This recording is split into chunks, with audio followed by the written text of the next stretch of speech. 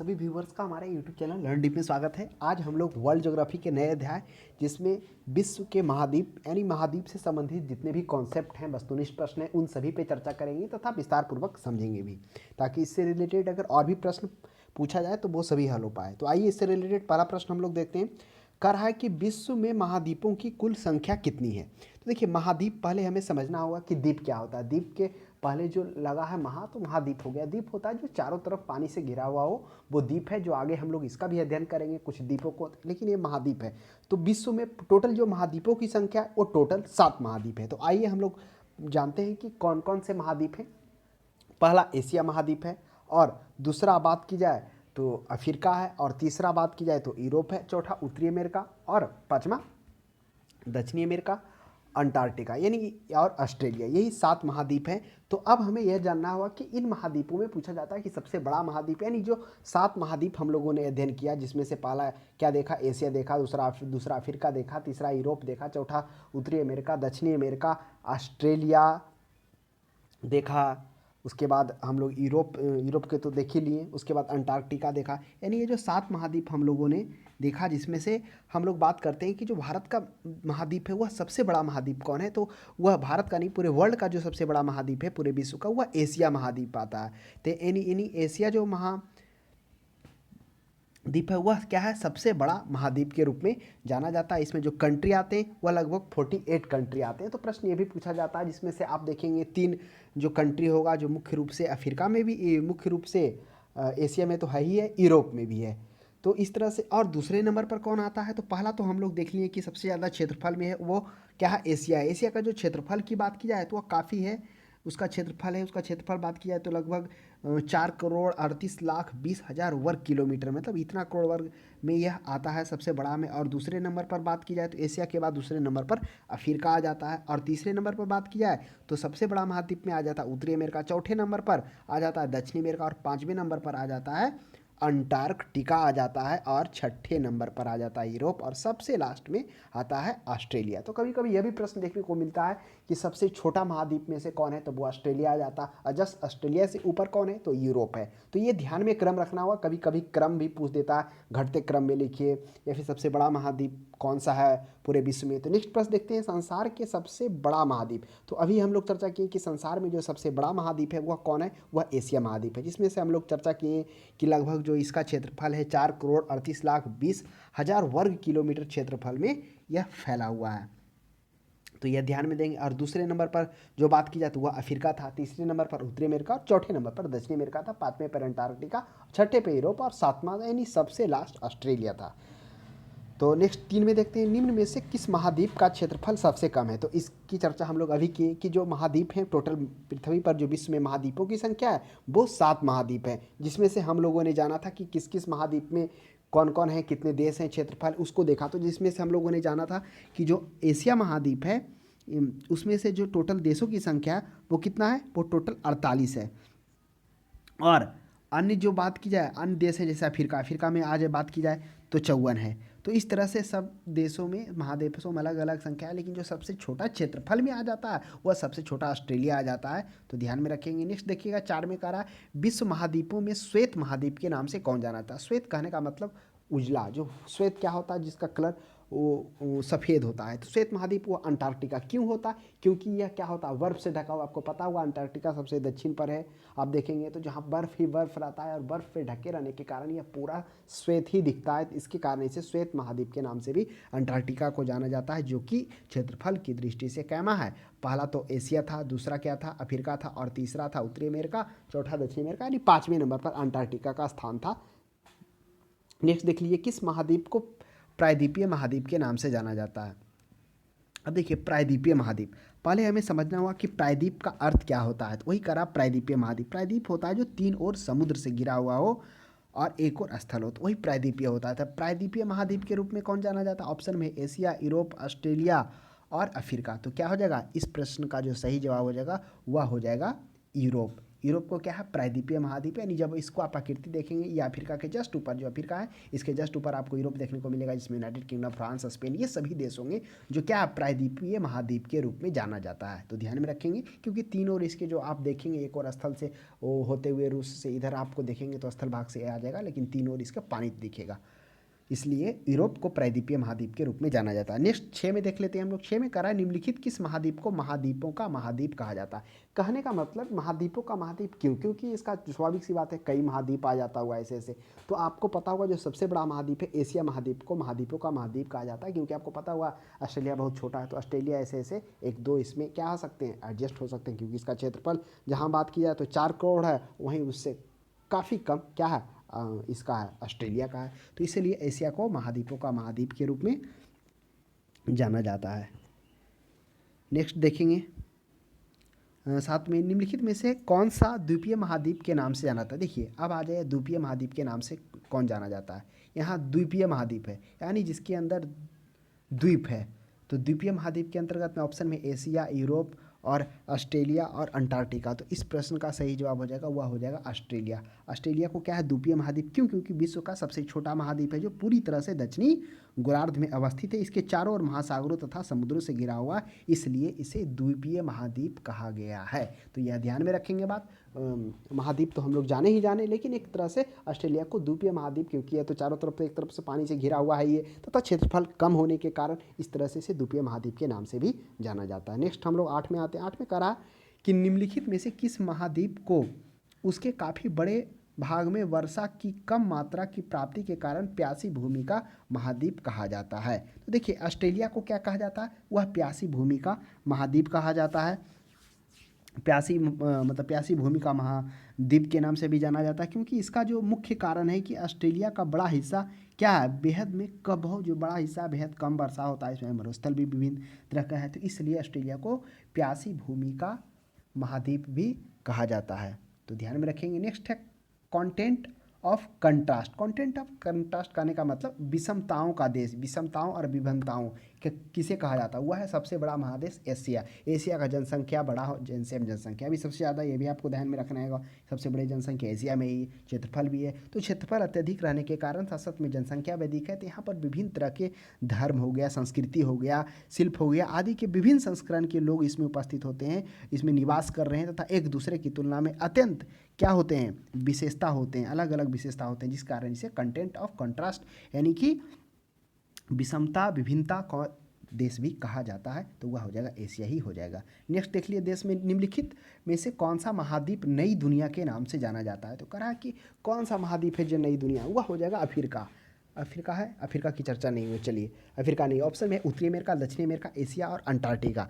तो क्या हो जाएगा इसका, उत्तरी अमेरिका हो जाएगा, अफ्रीका नहीं होगा, उत्तरी अमेरिका होगा। देखिए हम लोग समझते हैं कि आखिर में इसे नई दुनिया का महाद्वीप के नाम से क्यों जाना जाता है। तो देखिए यहाँ पर कुछ ऐसे प्रश्न मिलेंगे जो आप अगर कहीं बुक्स में भी देखेंगे तो खास इसके बारे में उल्लेख नहीं है, लेकिन इसे नई दुनिया के नाम से कहकर संबोधन किया गया उत्तरी अमेरिका का। उसी तरह नेक्स्ट प्रश्न नीचे 11 में निम्नलिखित में से किस महाद्वीप को मानव घर कहा जाता है। तो मानवों का घर कहा जाता है, किसे कहा जाता है, ऑप्शन में एशिया, यूरोप, अफ्रीका और ऑस्ट्रेलिया। तो स्वाभाविक सी बात है क्या हो जाएगा, मानवों का घर ऑस्ट्रेलिया। अभी जिसमें हम लोगों ने देखा था कि कंटेंट ऑफ कंट्रास्ट के रूप में भी एशिया महादेश को ही जाना जाता है। क्यों जाना जाता है, क्योंकि इसका क्षेत्रफल बड़ा है, क्षेत्रफल के साथ साथ यहाँ की जनसंख्या बड़ा है, जिसके कारण यहाँ धर्म, संस्कृति, शिल्प आदि के विभिन्न संस्कृति के लोग भी इसमें निवास करते हैं। प्रत्येक के जो सभ्यता संस्कृति रहती है एक दूसरे की तुलना में अत्यंत विशेषता अलग रहती है, जिसके कारण इसे एशिया को क्या कहते हैं, कंटेंट ऑफ कंट्रास्ट में भी कहा जाता है और मानवों का घर के रूप में भी जाना जाता है। 12 में देखिए निम्नलिखित में से किस महाद्वीप को विज्ञान के लिए समर्पित महाद्वीप कहा जाता है। यह भी काफ़ी अच्छा प्रश्न है, कौन ऐसा महाद्वीप है जहाँ विज्ञान के लिए समर्पित है,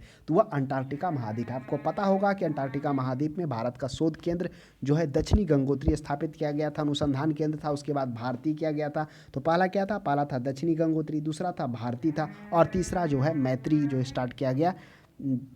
तो इस तरह से है, तो पहला क्या था, दक्षिण गंगोत्री, दूसरा मैत्री था और तीसरा भारती था, क्योंकि भारती 2012 में लाया गया था। तो ये चीज़ों को ध्यान में रखिएगा, है ना। तो इस तरह से इसके कारण, क्योंकि जो भारती लाया गया था उसमें 70 लोगों की रहने की व्यवस्था की गई थी, यानी 70 लोग रह सकते हैं। तो इस प्रकार से ये जो है क्या क्या गया, विज्ञान के लिए समर्पित अंटार्कटिका महाद्वीप को कहा गया। नेक्स्ट 13 में निम्नलिखित में से किस महाद्वीप को अंध महाद्वीप के नाम के उपनाम से आना था। अब देखिए अंध महाद्वीप क्यों कहा जाता है, तो अफ्रीका है, यही अफ्रीका को अंध महाद्वीप के नाम से जाना जाता है, क्योंकि आपको पता होगा कि अफ्रीका अफ्रीका जिसे यूरोप हमेशा से अंध महाद्वीप कहता आ रहा है, उस समय क्या होता था, यूरोप के लिए भूमध्य सागर के देशों के अतिरिक्त अफ्रीका एक क्या था, एक अनजान प्रदेश था, जहाँ रास्ते काफ़ी भयावित होते थे। कारण सहारा रेगिस्तान है जो सबसे बड़ा मरुस्थल है वहाँ पर, है ना, उसके कारण वहाँ पर मतलब एक मतलब भयंकित बनकर खड़ा होता था सहारा रेगिस्तान। इसी के कारण अंध महाद्वीप के रूप में अफ्रीका को जाना जाता है। 14 में देख लीजिए, निम्नलिखित में से किस महाद्वीप को विकास की अधिक संभावनाओं की विद्यमानता के कारण भविष्य का भंडारगिरी कहा है कि सबसे अधिक विकास की अधिक संभावना तो वहाँ है जहाँ पर क्या है, सबसे ज़्यादा क्षेत्रफल है। तो क्षेत्रफल सबसे ज़्यादा कहाँ है, वह सबसे ज़्यादा क्षेत्रफल एशिया में है, जिसके कारण वहाँ पर बताया गया है कि विभिन्न प्रकार के संसाधनों का भविष्य में मिलने की संभावना है। विद्यमानता की बात की गई है तो वह हो जाएगा एशिया को, इसलिए वह एशिया को भविष्य का भंडारगृह के रूप में भी संबोधन किया गया। नेक्स्ट देख लीजिए 15 में करा, निम्नलिखित में से किस महाद्वीप को पक्षियों का महाद्वीप के उपनाम से जाना जाता है। तो ऑप्शन में है उत्तरी अमेरिका, दक्षिणी अमेरिका, ऑस्ट्रेलिया और अंटार्कटिका। तो इसका सही जवाब हो जाएगा, वह हो जाएगा दक्षिणी अमेरिका को। जिस तरह से अभी एक प्रश्न एक ऐसा आया था जिसमें से हम लोगों ने जाना था कि नई दुनिया, तो वह था उत्तरी अमेरिका, जो शायद क्वेश्चन नंबर 10 या 11 में था, है ना। तो वह जो नई दुनिया उत्तरी अमेरिका, लेकिन पक्षियों का महाद्वीप के रूप में यह दक्षिणी अमेरिका को कहकर संबोधन किया था। कुछ चीज़ों होगा जो थोड़ा ध्यान में रखना होगा, है ना, इसके बारे में विशेष चर्चा आपको कम ही जगह देखने को मिलेगा, क्यों कहा जाता है, बस कहा जाता है इसे। नेक्स्ट देख लीजिए 16 में, निम्नलिखित में से कौन से दो महाद्वीप एक दूसरे के दर्पण प्रतिबिंब होगा। अगर आप ऑप्शन देखेंगे तो तुरंत हो सकता है दक्षिणी अमेरिका और उत्तरी अमेरिका मार देंगे, क्योंकि आपको लगेगा उत्तरी अमेरिका का जस्ट नीचे, लेकिन दर्पण है तो क्या हो जाएगा, वह हो जाएगा यानी कि उत्तरी अमेरिका के जस्ट दर्पण साइड में, यानी आप उसके बाएं साइड में देखेंगे तो क्या हो जाएगा, वह यूरोप आ जाएगा, यानी यूरेशिया और उत्तरी अमेरिका हो जाएगा। क्या हो जाएगा, दो महाद्वीप जो एक दूसरे के दर्पण प्रतिबिंब प्रस्तुत करते हैं। नेक्स्ट दिले कि इस महाद्वीप की संरचना अंग्रेजी में एस अक्षर के तरह है। आपको तो पता होगा एस अक्षर के क्या है, यहाँ महाद्वीप है, महासागर नहीं है, तो इसलिए थोड़ा ध्यान रखिएगा। हो सकता है आपको इस प्रश्न को गलत करने के लिए ऑप्शन में महाद्वीप भी दे दे तो तुरंत आप प्रशांत मार देंगे। तो यहाँ पर अंटार्कटिका जो है वह महाद्वीप है जो कि एस आकार का है, तो वो ऑप्शन नंबर डी मारेंगे, क्योंकि आप देखेंगे इस तरह से सबसे दक्षिणी बिंदु पर है। अगर आप ध्यान से देखेंगे बड़े भी जूम में तो आपको एक तरह से एस आकार की आकृति दिखाई देगी अंटार्कटिका महाद्वीप में। निम्नलिखित में से किस महाद्वीप का विस्तार उत्तरी, दक्षिणी, पूर्वी, पश्चिमी सभी गोलार्ध में, याद करिए आप देखिए एशिया, क्या एशिया का विस्तार सभी में नहीं, ये तो उत्तरी गोलार्ध में ही है। क्या यूरोप का है, तो यूरोप आप भी देखेंगे उत्तरी गोलार्ध में ही है। लेकिन अफ्रीका एक ऐसा है जहाँ से आप देखेंगे, जैसे ये अफ्रीका हो गया, यहाँ से भूमध्य रेखा भी, कर्क रेखा भी, यानी कि मकर रेखा भी, इसका विस्तार आप देखेंगे तो उत्तर में भी है, दक्षिण में भी है। 0 डिग्री से इधर आ जाइए तो इधर आपको पश्चिम में भी देखने को मिल जाएगा, दक्षिण में भी। तो यही अफ्रीका एक ऐसा देश है जो उत्तर, दक्षिण, पूरा, पश्चिम में सभी गोलार्धों में इसका विस्तार है। नेक्स्ट देख लीजिए, निम्नलिखित में से कौन सा महाद्वीप पूर्णतः हिमाच्छादित है।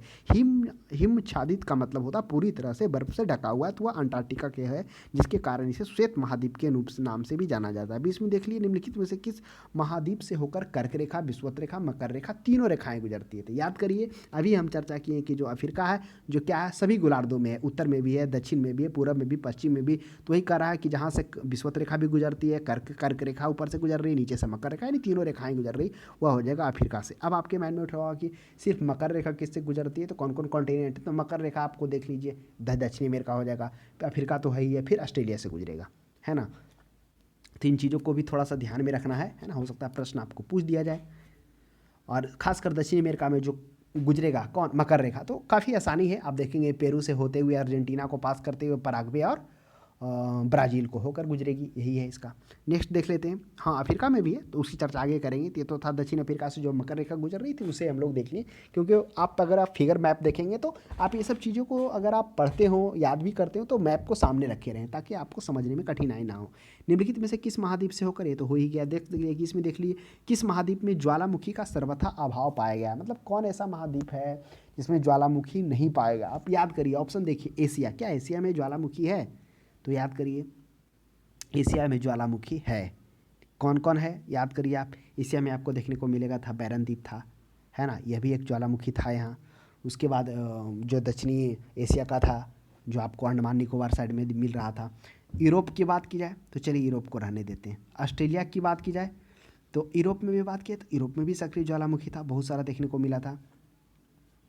उसके बाद बात की जाए जैसे यूरोप में हो गया आल्पस हो गया, ये तो फ्रांस का ही है ना, ब्लैक फॉरेस्ट हो गया, भ्रंश या ब्लॉक पर्वत के रूप में जाना जाता है, ये सब यूरोप का ही आल्पस। आगे आप देखेंगे कौन सा, ये चोटी इसका एक कौन सा चोटी है देखिए ना, माउंट एलब्रूस, तो हालांकि वो तो क्या है, ज्वालामुखी से नहीं है, लेकिन कुछ ऐसे हैं जैसे आल्पस है, ब्लैक फॉरेस्ट है। उसके बाद ऑस्ट्रेलिया में आ जाइए, उसके बाद अंटार्कटिका में आ जाइए। तो अंटार्कटिका में तो है ही है, कौन सा है, माउंट एयरबस है जो कि सुसुप्त ज्वालामुखी। लेकिन ऑस्ट्रेलिया में आपको कोई भी ज्वालामुखी नहीं देखने को मिलेगा, यानी ज्वालामुखी यहाँ अभाव देखने को मिलेगा। तो ध्यान में रखिएगा, इस प्रश्न का जो सही जवाब हो जाएगा वह हो जाएगा ज्वालामुखी का अभाव, ऑस्ट्रेलिया हो जाएगा। सभी में तो हम लोग देख ही लिए, 22 में देख लिए विश्व की सबसे लंबी दरार घाटी किस महाद्वीप में, तो वह अफ्रीका हो जाएगा। विश्व की जो सबसे लंबी दरार घाटी है वह अफ्रीका में है। यह विश्व की सबसे लंबी दरार घाटी आती है, जिसमें 4800 किलोमीटर इसका बोला जाता है, 4800 किलोमीटर ये लंबी घाटी है। ये अफ्रीका के महान दरार घाटी की दो शाखाएं, जिसका एक शाखा पूरब पश्चिम आता है। जो आप देखेंगे तो न्यासा झील जो है ना, अब बताइए न्यासा झील कहाँ है। न्यासा झील याद करिए, हम लोग इसकी चर्चा किए थे, झील में किए थे। जो कहाँ है न्यासा झील, आपका हो गया तंजानिया हो गया, मलावी हो गया, मोजाम्बिक हो गया, यही क्षेत्र में है ना। मलावी, मोजाम्बिक, तंजानिया, भ्रंश घाटी इसी क्षेत्र में स्थित है, वहाँ पर आसपास में। नेक्स्ट देख लिए, उत्तरी अमेरिका महाद्वीप का सर्वोच्च चोटी कौन सा, अब कह रहा उत्तरी अमेरिका। आ जाइए, याद करिए पर्वत। हम लोग जब पर्वत पढ़े थे तो पर्वत, पठार, मैदान चैप्टर में हम लोगों ने जाना था कि जो उत्तरी अमेरिका का जो कौन सा है, वहाँ पर जो पर्वत था वो हम लोगों ने देखा था कौन सा था, रॉकी पर्वत था। वही दक्षिण अमेरिका में एंडीज पर्वत था। तो हम विस्तार से चर्चा किए थे, यह भी जाने थे कि जो एंडीज पर्वत है पूरे विश्व का सबसे लंबा पर्वत है, पर्वत श्रृंखला में, जो 7000 किलोमीटर में आता है। वहीं रॉकी पर्वत दूसरे नंबर पर 4800 किलोमीटर में फैला हुआ है। तो वह भी हम लोग अध्ययन किए थे। लेकिन यहाँ पूछ रहा है उत्तरी अमेरिका महाद्वीप की सर्वोच्च पर्वत चोटी, तो उत्तरी अमेरिका का हो जाएगा, कौन हो जाएगा, माउंट मैकिनले हो जाएगा। इस माउंट मैकिनले को माउंट देनाली के नाम से भी जानते थे। तो वहाँ पर था जो पहले जाना जाता था, फिर इसका ऑफिशियली नाम चेंज हुआ। तो आपको याद रखना होगा, जो माउंट मैकिनले है 6194 मीटर की ऊंचाई पर है, यह रॉकी पर्वत पर है। और वही ऑप्शन डी में है माउंट एकांगुआ। माउंट एकांगुआ जो है दक्षिण अमेरिका का सबसे सर्वोच्च चोटी है, जो 6000 कितना है, 900 समथिंग है। तो थोड़ा सा ध्यान में रखिएगा, 6960 मीटर ये ऊंचाई पर है। ये एंडीज पर्वत का है, सबसे ऊंचा चोटी है दक्षिण अमेरिका का। तो इन चीज़ों को हम लोग वहाँ अध्ययन किए थे। माउंट एवरेस्ट आ जाइए, नेपाल और तिब्बत का, जो नेपाल में सागर माथा के नाम से आना जाता है, जो हिमालय का सबसे सर्वोच्च चोटी है पूरे विश्व का भी, 8848। माउंट एल्ब्रूस क्या है, यह एशिया यूरोप का थोड़ा सा विवादित क्षेत्र है, लेकिन कहिए मुख्य रूप से एशिया में ही आते हैं। तो माउंट एल्ब्रूस आपको एशिया में यूरोप में देखने को मिलेगा, सबसे ऊंचा चोटी।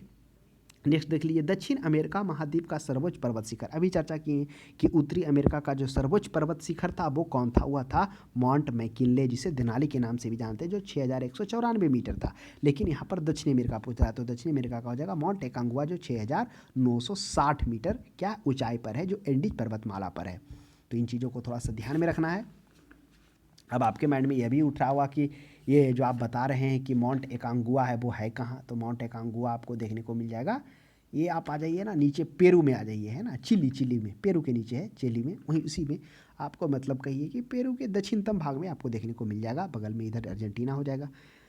नेक्स्ट देख लीजिए 25 में कह रहा अफ्रीका महाद्वीप का सर्वोच्च पर्वत शिखर। तो याद करिए अफ्रीका महाद्वीप में क्या था, एक था मृत ज्वालामुखी माउंट किलिमंजारो, जिसकी ऊंचाई 5895 मीटर था, है ना। यही 5895 मीटर था, जो कहाँ था, वह अफ्रीका में था।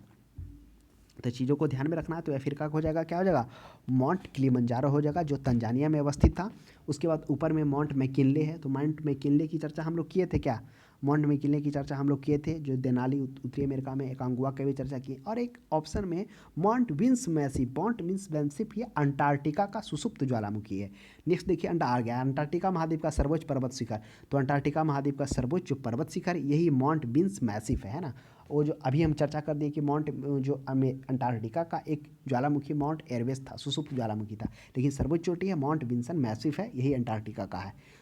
तो चारों हम लोग ऑप्शन वाले अध्ययन कर लिए। माउंट एल्ब्रूस कहाँ देखिए, अभी हम लोग चर्चा किए माउंट एल्ब्रूस जो यूरोप में था, लेकिन इसको लेके थोड़ा विवाद है यूरोप और एशिया में, है ना। तो माउंट एल्ब्रूस यूरोप में, माउंट मैकिनली जो है, माउंट मैकिनली उत्तरी अमेरिका दक्षिणी अमेरिका में आ जाइए। तो उत्तरी अमेरिका में माउंट मैकिनली हो जाएगा, जो क्या है, रॉकी पर्वतमाला का सबसे ऊंचा चोटी है। माउंट एकांगुआ दक्षिणी अमेरिका में है। तो दक्षिणी अमेरिका का क्या है, एंडीज पर्वतमाला का एकांगुआ है, जो 6960 है, और माउंट मैकिनले 6194 मीटर है। नेक्स्ट 27 में देखिए, एशिया महाद्वीप का सर्वोच्च पर्वत शिखर। अब कर रहा है एशिया महाद्वीप का।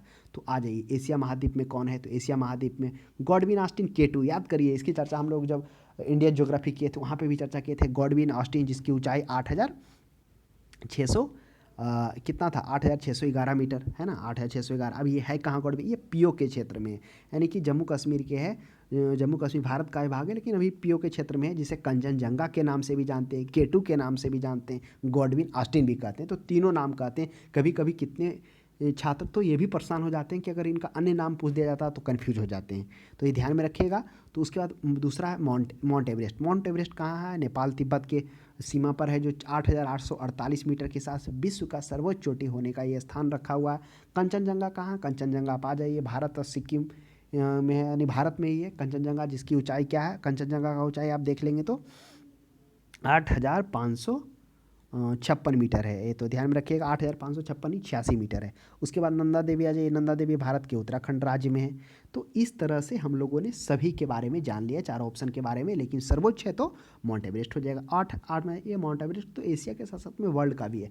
यूरोप महाद्वीप का सबसे सर्वोच्च पर्वत आ जाइए। अभी हम चर्चा कर रहे थे ना कि एक माउंट एलब्रूस एक ऐसा है जो थोड़ा विवाद है। विवाद क्या है कि यूरोप और एशिया की सीमा को लेकर है, कि यूरोप में भी है और सीमा भी है ना, इसी को लेकर। तो माउंट एलब्रूस जो हो जाएगा वह हो जाएगा, कहाँ हो जाएगा, वह हो जाएगा ये वही यूरोप का सबसे सर्वोच्च शिखर के रूप में यह आएगा माउंट एलब्रूस। चलिए, माउंट एकांगुआ की चर्चा कर ही लिए कि यह दक्षिणी अमेरिका में है। माउंट मैकिनले, जिसे माउंट देनाली के नाम से जानते हैं, यह उत्तरी अमेरिका में है। माउंट विंस मैसिफ अंटार्कटिका में है। सभी का हम लोगों ने देख लिया। माउंट विंस मैसिफ का जो ऊंचाई है, यह लगभग ऊंचाई मतलब कहीं इसका ज़्यादा ऊंचाई नहीं है माउंट विंस मैसिफ का, ध्यान में तो नहीं है, थोड़ा आप देख लेंगे। नेक्स्ट देख लीजिएगा, ऑस्ट्रेलिया महाद्वीप का सर्वोच्च, ऐसे पूछता नहीं है ज़्यादातर, हाइट उसका पूछेगा नहीं, बस यही जान जाइए कि वो सर्वोच्च चोटी है अंटार्कटिका में, माउंट विंसन मैसिव। ऑस्ट्रेलिया महाद्वीप का सर्वोच्च पर्वत शिखर। अब आ जाइए ऑस्ट्रेलिया का, क्योंकि आपको पता होगा ना ऑस्ट्रेलिया ऐसा है जो हम लोगों ने एक प्रश्न जाना था, प्यासी भूमि का महाद्वीप कहा जाता है।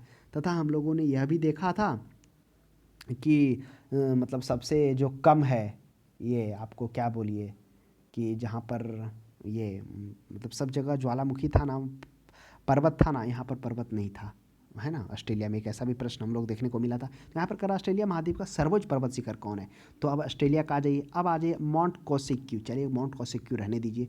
आ जाइए बी में है माउंट विंसन मैसिफ, ये अंटार्कटिका का था। माउंट एलब्रूस यह यूरोप का था। अभी चर्चा की कि माउंट एलब्रूस को लेकर थोड़ा विवाद है यूरोप और एशिया में, तो यूरोप में आता। माउंट मैकिनले ये उत्तरी अमेरिका का। तो ऑप्शन एक बच गया। अगर तीनों ऑप्शन के बाद आपको जानकारी हो तो आप अच्छा से रिमूव कर लेंगे। तो माउंट कोसेक्यू के बारे में जानते हैं, इसकी ऊंचाई 2,228 मीटर, ज़्यादा नहीं है ये मतलब इसकी ऊंचाई वही है। तो ऑस्ट्रेलिया का ये सबसे सर्वोच्च शिखर के रूप में जाना जाता है। चलिए नेक्स्ट आ जाइए। ये थोड़ा एलब्रूस के बारे में और थोड़ा सा जान लेते हैं। जो एलब्रूस है ना, इसके दो शिखर है, एक पश्चिमी शिखर है और एक पूर्वी शिखर। जो पश्चिमी शिखर है माउंट एलब्रूस का, वह है लगभग 5,642, और जो पूर्वी शिखर है 5,621 मीटर ऊंचा है। अगर यूरोप में माना जाता है तो यह यूरोप का सबसे ऊंचा, अगर यूरोप में अगर आप इसको लेंगे तो यूरोप का सबसे ऊंचा पर्वत शिखर आ जाएगा। नेक्स्ट देख लिए 36 अफ्रीका महाद्वीप की सबसे बड़ी झील कौन सी है। काफ़ी अच्छा प्रश्न है, याद करिए प्रमुख झीलें। हम लोग इससे पहले वर्ल्ड ज्योग्राफी में ही पढ़े थे, उसमें से हम लोगों ने बहुत सारी झीलें जाना था। खासकर हम लोगों ने जैसे विक्टोरिया हो गया, सुपीरियर हो गया, कैस्पियन सागर हो गया, और भी बहुत सारे झीलों का अध्ययन किए थे। तो यहाँ पर अफ्रीका पे आ रहे हैं, तो ये सभी झील अफ्रीका में ही है। चाड भी है, चाड मीठे पानी का है, टाना भी है, मलावी भी है, लेकिन कह रहा है कि महाद्वीप की सबसे बड़ी झील तो यह विक्टोरिया झील। याद करिए विक्टोरिया झील कहाँ था, यह विक्टोरिया झील जो अवस्थित था वह युगांडा, तंजानिया और केनिया के पास में अवस्थित था। विश्व का सबसे बड़ा अफ्रीका महाद्वीप का सबसे बड़ा झील, जो हम लोग देख रहे थे कि लगभग 23 किलोमीटर दूर से ही जब ऊंचाई से गिरता है तो इसकी आवाज़, और जो गिरता है तो पानी का फुहारा काफ़ी मतलब दूर से सुनाई देता है आवाज़ के साथ साथ में, पूरा जो हवा होता है उस तरह से आर्द्र हो रहता है।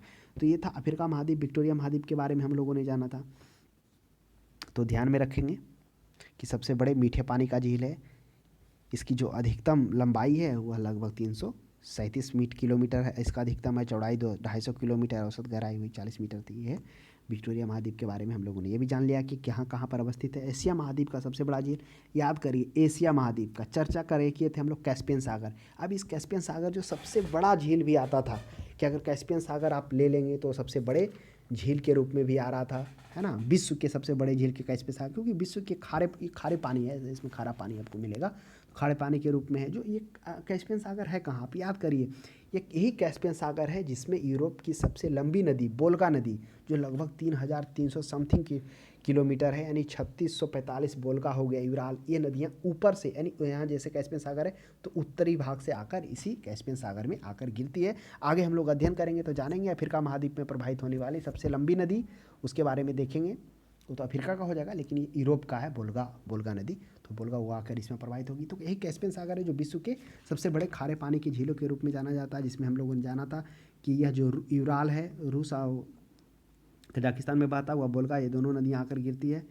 यहाँ पे लवणता तो कम है लेकिन खारे पानी का है।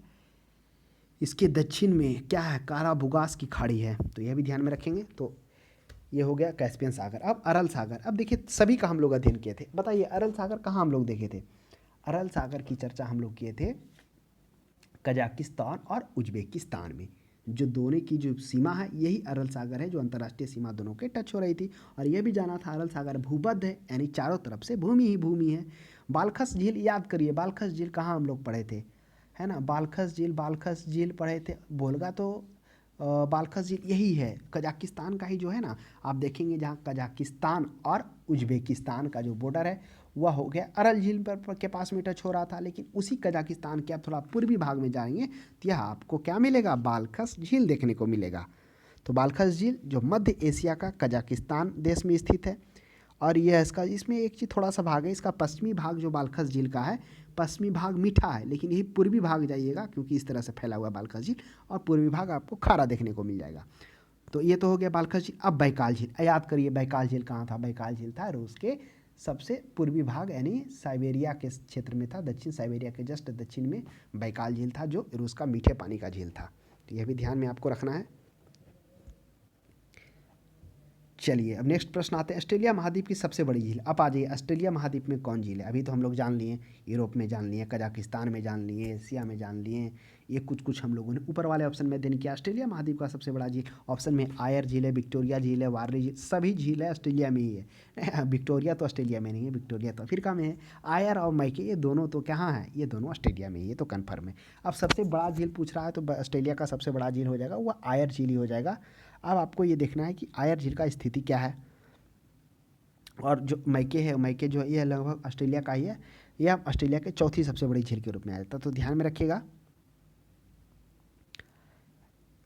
है ना, कौन? आयर झील हो जाएगा। नेक्स्ट देख लिए 33 में, उत्तरी अमेरिका महाद्वीप का सबसे बड़ी झील कौन सा है? करा उत्तरी अमेरिका महाद्वीप है, यानी जो उत्तरी अमेरिका में उसमें कौन सा है? याद करिए, उत्तरी अमेरिका में हम लोगों ने देखा था कि 5 महान झील था। उन 5 महान झीलों को हम लोगों ने अध्ययन किया था। जो पहला क्या था? पहला था सुपीरियर झील, दूसरा मिशिगन झील, तीसरा क्या था? तीसरा था ये ईरी झील, नहीं ईरी झील से पहले शायद था ईरी झील ही था। हाँ, चौथे नंबर पर क्या था? चौथे नंबर पर ह्यूरोन, यही थोड़ा सा क्रम है।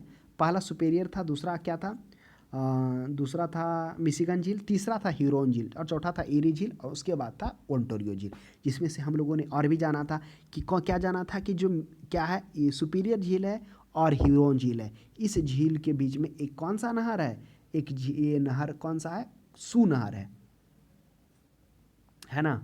ये जो नहर है वह क्या करता है? मिशिगन और ह्यूरोन झील को आपस में जोड़ता है, जो आंतरिक वहाँ पर मतलब कहिए कि आंतरिक परिवहन के लिए वह काफ़ी योगदान निभाता है। कौन? यही ये सू नहर, जो उत्तरी अमेरिका के 2 बड़े झील सुपेरियर और ह्यूरोन को जोड़ता है। फिर एक और हम लोगों ने देखा था कि जो ईरी झील और ओंटारियो झील के बीच में था, है ना, वह भी एक उसके द्वारा भी एक नहर था जो उसको जोड़ रहा था, है ना, वो कौन था?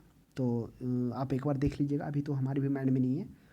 तो इस सब चीज़ों का अध्ययन हम लोग किया था। फिर ये भी हम लोगों को जाना था कि जो मिशिगन झील था वो पूरी तरह से क्या था, मतलब इस 5 झील में एक ऐसा झील है जो पूरी तरह संयुक्त राज्य अमेरिका में था, बाकी अन्य का कनाडा के साथ, यानी संयुक्त राज्य अमेरिका के जो ऊपर कनाडा उसके साथ बॉर्डर उसका टच हो रहा था, लेकिन मिशिगन पूरी तरह से अमेरिका में था, संयुक्त राज्य अमेरिका में। तो यह भी प्रश्न देखने को मिला था। उत्तरी अमेरिका महाद्वीप की सबसे बड़ी झील क्या हो जाएगा? तो वह हो जाएगा सुपीरियर झील, मीठे पानी का झील है। ये मिशिगन झील भी है, उत्तरी अमेरिका का ही है। अब ह्यूरोन हो गया, ग्रेट बियर लेक हो गया, ह्यूरोन भी हम लोग को देख ही लिए कि ईरी के बाद ह्यूरोन था, ह्यूरोन के बाद ईरी था, उसके बाद ओंटारियो था। चलिए नेक्स्ट आ जाइए, 34 में आ जाइए। 34 में कह रहा है यूरोप महाद्वीप का सबसे बड़ा झील कौन सा। अब आ जाइए यूरोप महाद्वीप का। अब यूरोप में हम लोग आते हैं। अब यूरोप में ओनेगा झील, लेडोगो झील, साइकम कॉम्प्लेक्स, इनमें से कोई नहीं, ये सभी झील यूरोप में ही है। अब आ जाइए ओनेगा झील सबसे बड़ा झील है। अब आपके माइंड में उठ रहा होगा कि ये ओनेगा झील है कहाँ, तो ओनेगा झील आपको मिलेगा, मतलब कहिए कि ओनेगा झील के जस्ट नीचे लेडोगो झील मिलेगा, यही है। ये आपको है पूर्वी, आप कहाँ कैसे हम आपको बताएं, मतलब यूरोप जो है यूरोप के आप देख लीजिए पश्चिमी भाग में जो यूरोप है, मतलब ऊपर में कहिए कि इसी सटा हुआ जो इधर आपको देश मिल जाएगा यूक्रेन के ऊपर आ जाइए फिनलैंड हो जाएगा, फिनलैंड के आसपास हेलेंसिकी, वहीं पर आपको ऊपर वाले मानचित्र में देखने को मिलेगा, यानी रूस का सबसे पश्चिम भाग में, तो वहीं है ओनेगा और उसके नीचे लेडोगो झील है। लेकिन कह रहा है कि सबसे बड़ा झील हो जाएगा, तो सबसे बड़ा झील ओनेगा झील आ जाएगा। सबसे बड़ा झील है ना, तो एक बार थोड़ा सा ओनेगा या लेडोगो, तो ओनेगा बात की जाए तो ओनेगा हो जाएगा, ओनेगा उससे छोटा है तो लेडोगो ही हो जाएगा, लेडोगो मारिएगा, जो कि क्या जस्ट ओनेगा के नीचे है। यहाँ पर जैसे ओनेगा है ना, इसके नीचे लेडोगो झील है, जो हमने बताया आपको रूस के क्षेत्र के पश्चिमी भाग में आपको यह देखने को मिल जाएगा। लेडोगो झील के बाद पूरब में यूरोप की सबसे बड़ी झील है ना, रूस के पश्चिमोत्तर में है, तो चर्चा हम लोग कर ही लिए।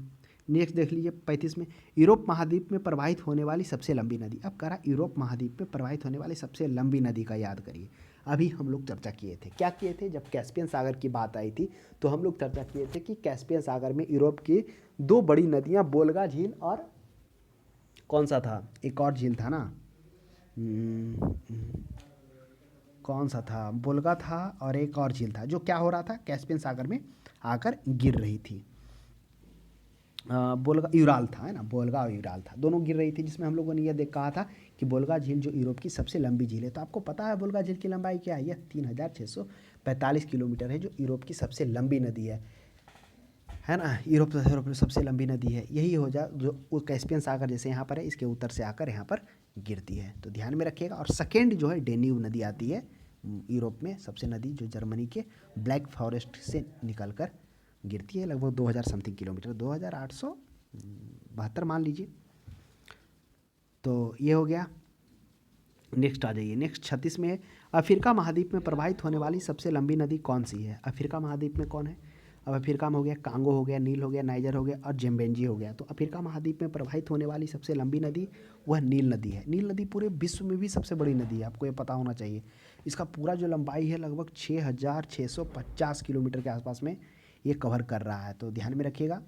नील नदी दुनिया के सबसे बड़ी नदी में आ जाता है, और यही नील नदी है जो आप आगे देखेंगे तो ये जो इसका जो शाखा बना हुआ है वो कौन है, ये जाम्बेंजी नदी और ये नील नदी, दो नदी आकर उसमें सही उसका जो सहयोगी नदी है वो आकर मिलती है। तो उसकी चर्चा आगे हम लोग करेंगे, जिसमें से आप देखेंगे कि जिम्बाब्वे में बांध भी बनाया गया है, बांध भी बनाया गया, जिम्बाब्वे नहीं, ये कहाँ हो गया, मिस्र के जस्ट नीचे जो है सूडान के क्षेत्र में, इथोपिया के क्षेत्र में।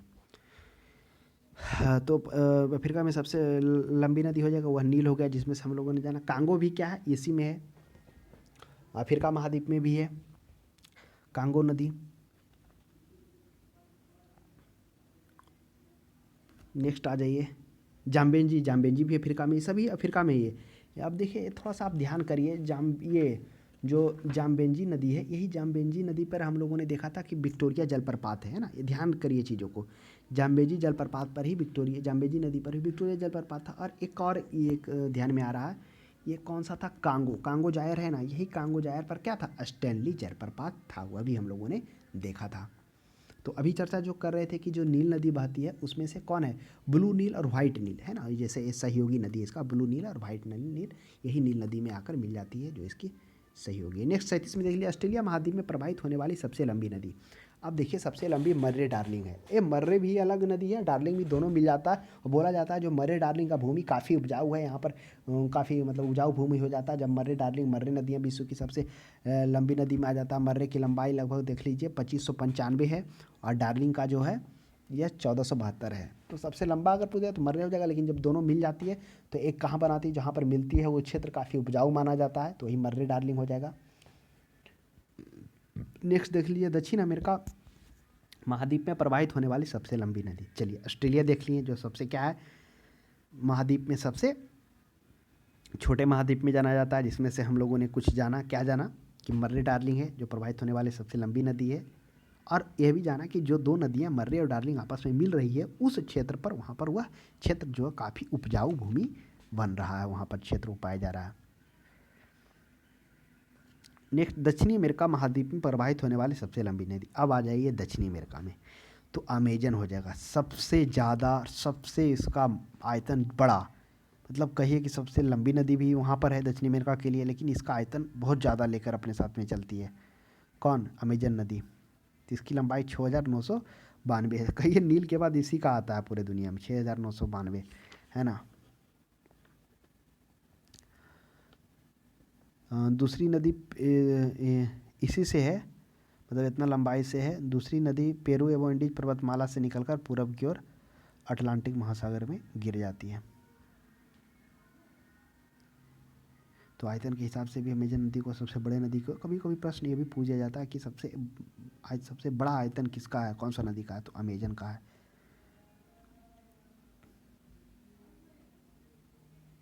तो ध्यान में रखिएगा, ये पेरू के जो एंडीज पर्वतमाला है ना, पेरू यानी कि पेरू चिली से ऊपर, वहाँ से निकल कर वो क्या होती है, जाकर वो अटलांटिक महासागर में गिर जाती है। चलिए नेक्स्ट आ जाइए।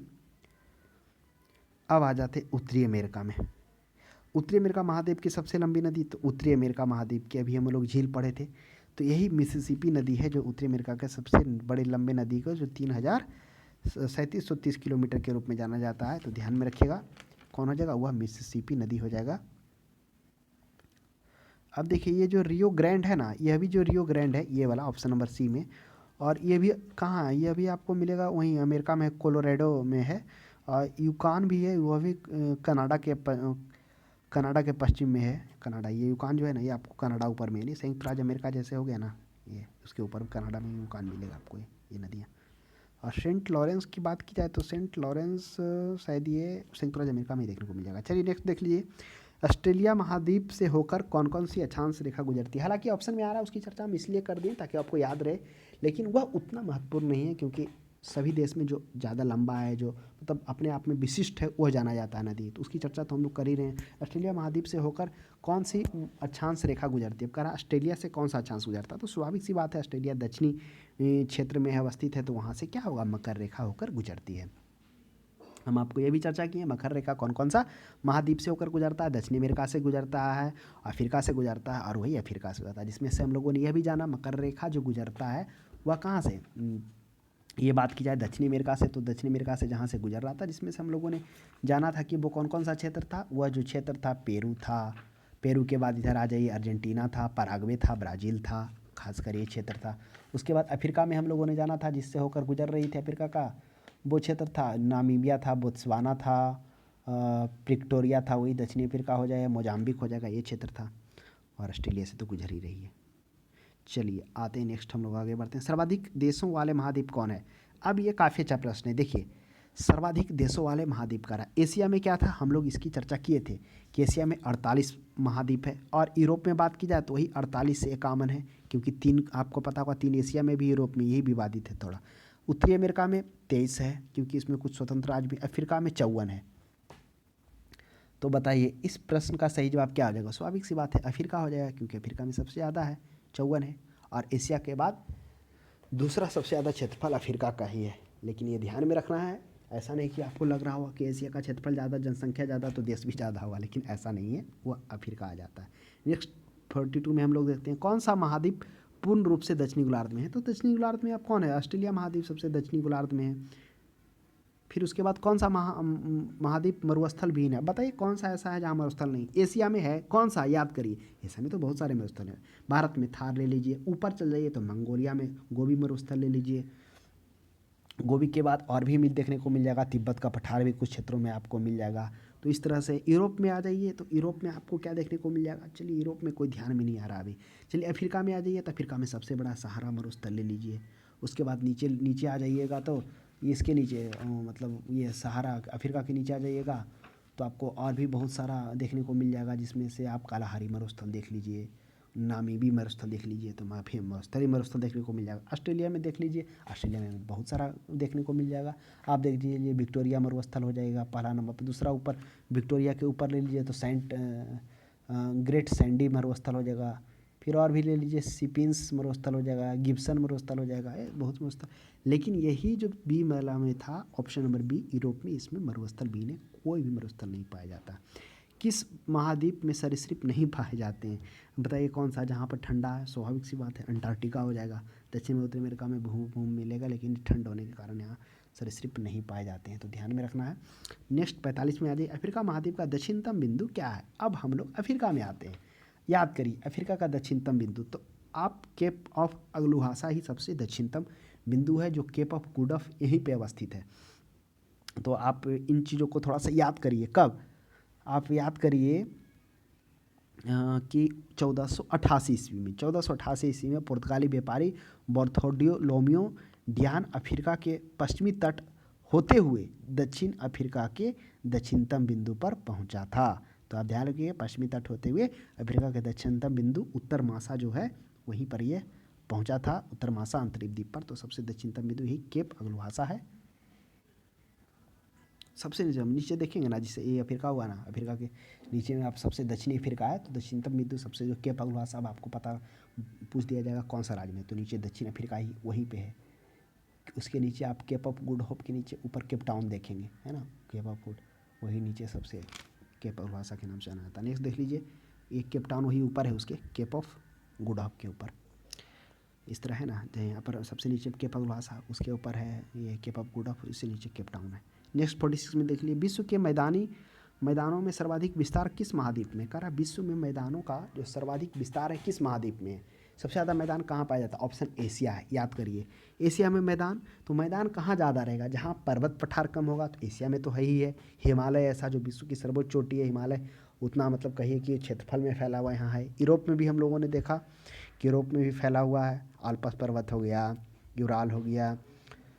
उसके बाद उत्तरी अमेरिका में तो बिल्कुल है, रॉकी पर्वत को ही देख लीजिए, और अफ्रीका हो गया। हाँ यूरोप में सर्वाधिक मैदानों का विस्तार है ना, तो यूरोप में तो था ही, लेकिन इन दोनों के अपेक्षा तो कम था। अफ्रीका में देख लीजिए, तो अफ्रीका में क्या है ही है, किलिमंजारो हो गया, इसकी चर्चा अभी हम लोग किए थे, माउंट किलिमंजारो तंजानिया में, इस तरह के बहुत सारे वहाँ पर पर्वत पठार हैं। तो अब आप देखिए कि ये सभी जगह पर पर्वत पठार है, लेकिन यूरोप में भी है, जो क्या है इन सभी के अपेक्षा में वहाँ कम है। तो मैदानी जो है सबसे ज़्यादा जो विस्तार है वह कहाँ होगा, वह हो जाएगा यूरोप में ही हो जाएगा, क्योंकि यूरोप विश्व का दूसरा सबसे छोटा महाद्वीप था, जिसका क्षेत्रफल 10 मतलब कह लीजिए 10 लाख वर्ग किलोमीटर के आसपास में, जो पृथ्वी का 2% ही कवर कर रहा है सतह का। यूरोप में हाँ एक चीज़ हम लोग देखने को मिला था कि पर्वत तो ज़रूर था, है ना, लेकिन वहाँ पर मरुस्थल नहीं था। इसके कारण हम कह सकते हैं कि मरुस्थल यूरोप में नहीं था, जिसके कारण वहाँ पर क्या आ रहा था कि पठारों का ज़्यादा विस्तार है, इसी कारण है। तो यह ऑप्शन नंबर बी हो जाएगा। नेक्स्ट देख लीजिए, किस महाद्वीप का पठारी महाद्वीप है, तो किस महाद्वीप को पठारी महाद्वीप कहते हैं। अब इस प्रश्न का सवाल जवाब आप ही बताइए कि कौन सा महाद्वीप है जिसे पठारी महाद्वीप के रूप में जाना जाता है। अब बताइए इसका। ऑप्शन में है ऑस्ट्रेलिया, तो क्या ऑस्ट्रेलिया को पठारी महाद्वीप के रूप में जाना जाएगा। ऑप्शन में है एशिया अफ्रीका। तो देखिए इस प्रश्न का सही जवाब हो जाएगा, क्योंकि सर्वाधिक मैदानी भाग तो हम लोगों ने देखा था कि यूरोप महाद्वीप में पाया जाता है, लेकिन अफ्रीका जो है ऊंचे पठारों एवं महाद्वीप है अफ्रीका में, जिसके कारण अत्यंत प्राचीन एवं कठोर चट्टानें पाए जाते हैं। यहाँ पठार है, यानी पठार में जो अफ्रीका की बात की जाए तो यह यहाँ पर ऊंचे क्या हो जाते हैं, पठारों का महाद्वीप है। इसका जो निर्माण है वह अत्यंत कठोर चट्टानों से हुआ है, जो लावा से निर्मित पठार में शामिल हैं।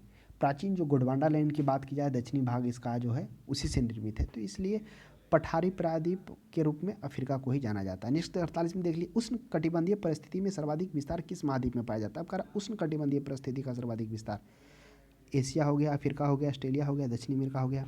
तो उष्ण कटिबंधीय परिस्थिति का सर्वाधिक विस्तार कहाँ है, आप कल्पना करिए कहाँ होगा उष्ण कटिबंध, यानी उष्ण क्षेत्र कहाँ होगा, जो भूमध्य रेखा के आसपास में होगा और तथा जो उसके समीप में होगा। तो अफ्रीका एक ऐसा महाद्वीप पड़ जाता है जहाँ से भूमध्य रेखा भी गुजरता है, मकर रेखा भी, कर्क रेखा भी। तो यह जो क्षेत्र सबसे ज़्यादा अन्य महाद्वीपों के तुलना में इस क्षेत्र में कर्क, मकर और तीनों गुजर रहा है, तो उष्ण कटिबंधीय ज़्यादा क्षेत्र हुआ अफ्रीका ही होगा। क्योंकि आपको पता होगा भूमध्य रेखा के आसपास जो रहेगा 0 डिग्री, वहाँ सूर्य की किरणें सीधी पड़ेगी, अर्थात उसके पास का जो वातावरण रहेगा वह भी उष्ण होगा। नेक्स्ट 49 में देखिए, निम्नलिखित में से किस महाद्वीप में आंतरिक जलमार्गों का सर्वाधिक विकास हुआ है? तो कह रहा कौन सा ऐसा महाद्वीप है जहाँ के आंतरिक जलमार्ग का सबसे अधिक विकास हुआ? ऑप्शन में है यूरोप, ऑस्ट्रेलिया, उत्तरी अमेरिका, दक्षिण अमेरिका। देखिए उत्तरी अमेरिका इन सभी के बच्चा यूरोप में ही देख लीजिए, यूरोप का आप देख लीजिए स्वेज नहर।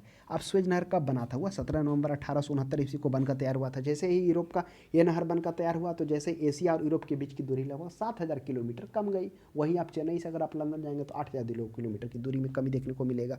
फिर आप देख लीजिए एक और नहर बना था, कौन सा था? कील नहर था, जो क्या था? बाल्टिक सागर को उत्तरी सागर से जोड़ रहा था। तो इन सभी के कारण जो है आंतरिक जलमार्ग में, जो क्योंकि यूरोप के साथ व्यापार भी एशिया का बहुत पुराने से रहा, अभी भी है, सबसे ज़्यादा है, तो इसके कारण वह क्या हुआ? सर्वाधिक आंतरिक जलमार्ग का विकास हुआ है, यूरोप में हुआ। नेक्स्ट 50 में देख लीजिए, निम्नलिखित में से किन देशों को मालदोवा के साथ साझी सीमा करता है? देखिए मालदोवा कहाँ है? मालदोवा आपको यूक्रेन जहाँ दिख रहा है ना मैप में, उसी के नीचे देखिएगा तो इसके उत्तरी भाग में आपको क्या मिल जाएगा? यूक्रेन। एकदम यूक्रेन इस तरह से यहाँ से घिरा हुआ है, और पूर्वी भाग में भी यूक्रेन, दक्षिणी भाग में भी, यानी उत्तरी, पूर्वी, दक्षिणी भाग में, और आपको मिल गया पश्चिमी भाग में रोमालिया है। तो वही 1 और 2 होगा, जो मालदीव क्षेत्र है, उस मालदीव भूमध्य है जो 3 ओर तो यूक्रेन से घिरा हुआ और 1 और रोमालिया से। हालांकि एक यहाँ पर संधि हुई थी कुछ समय पहले, जिसमें से बात किया गया था कि क्या हो यहाँ से होकर वो काला सागर में मतलब क्या कर सकता, परिवहन कर सकता है। नेक्स्ट म्यांमार में अवस्थित है। म्यांमार में क्या अवस्थित है, कहाँ अवस्थित है? दक्षिणी एशिया। अब थोड़ा सा पहले एशिया के बारे में जान लें, क्योंकि चारों ऑप्शन में एशिया ही दिख रहा है। तो क्या हो जाएगा? अब एशिया का सबसे बड़ा महाद्वीप है, ये तो पता है, जिसमें 4 करोड़ 38 लाख उसका वर्ग किलोमीटर है। पूरब में प्रशांत महासागर एशिया का। उसके बाद पश्चिम में बात की जाए तो पश्चिम में क्या है? वही पूरब पूरब घूरते हुए पश्चिम प्रशांत महासागर, दक्षिण में हिंद महासागर, उत्तरी में आर्कटिक महासागर है ना। इसमें 48 देश आ रहे थे, जिसमें 3 देश कौन? रूस, कजाकिस्तान और तुर्की का भाग जो है यूरोप में भी था और एशिया में भी देखने को मिल रहा था। तो वही कह रहा है कि यह कहाँ हो जाएगा? म्यांमार। अब म्यांमार का स्थिति देखिए, म्यांमार कहाँ आ रहा था? वह म्यांमार जो आ रहा था मलेशिया के आसपास में, आप देखिए, यानी थाईलैंड होते हुए, यहाँ जो थाईलैंड है ना उसके नीचे इधर आ जाइए, इंडोनेशिया हो जाएगा। तो वही जो म्यांमार है आपको देखने को मिल जाएगा। तो यह क्या हो जाएगा? इसका हो जाएगा दक्षिण एशिया, दक्षिण पूर्व एशिया।